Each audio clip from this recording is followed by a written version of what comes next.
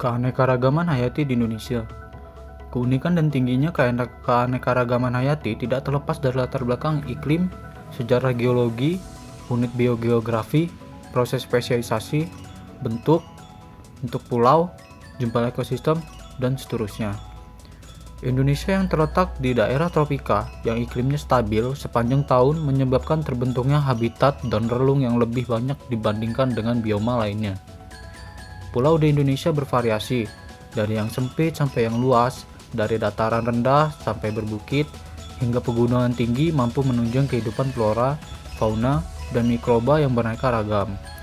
Demikian pula dengan sejarah geologi yang mengakibatkan terbentuknya lebih banyak unit biogeografi di Indonesia.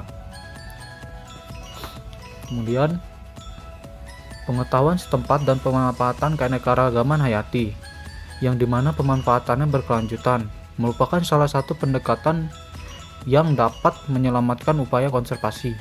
Termasuk dalam pemanfaatan berkelanjutan ini adalah pembatasan konsumsi dan pemanfaatan pengetahuan setempat.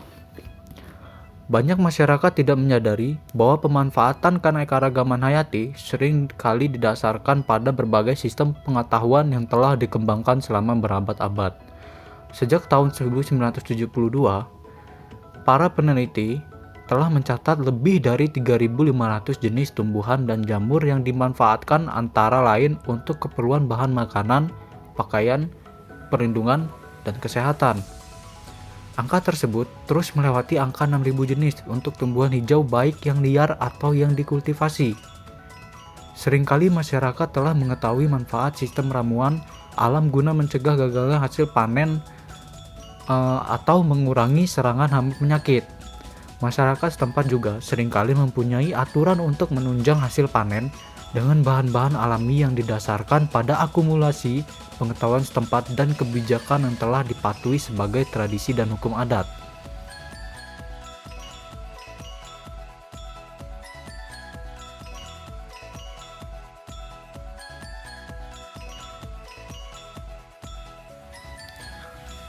Dan ada keanekaragaman bambu, yang dimana bambu merupakan hasil hutan bukan kayu atau HHBK yang belum sepenuhnya dimanfaatkan namun mempunyai potensi yang sangat besar dan baik sebagai bahan bangunan, sebagai bahan baku pembuatan kertas, sebagai bahan baku pembuatan sampo, sebagai bahan untuk pembuatan sabun cair untuk mandi, kemudian sebagai bahan baku untuk pembuatan baju, ada juga sebagai bahan baku untuk pembuatan kaos kaki.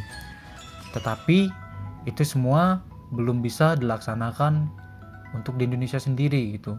Pemanfaatan bambu di Indonesia barulah sebatas pada para pengrajin seperti kerajinan tradisional, kerajinan tangan, mebel, sedangkan industri yang memanfaatkan hanyalah industri rebung yang berbahan baku jenis Dendrocalamus asper dan Dendrocalamus latiflorus yang dibawa dari Taiwan.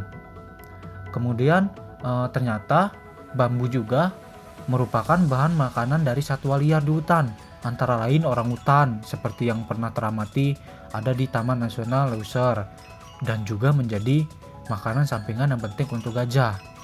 Pada suatu saat, gajah akan memakan batang bambu hingga berdarah, dan gejala alami ini belum diteliti lebih lanjut apakah ada hubungannya antara gajah makan bambu hingga berdarah dengan masa birahinya. Yang jelas, bila akan mencari gajah di hutan, carilah populasi bambu yang berlimpah, di mana ada banyak bambu, disitulah pasti ada gajah.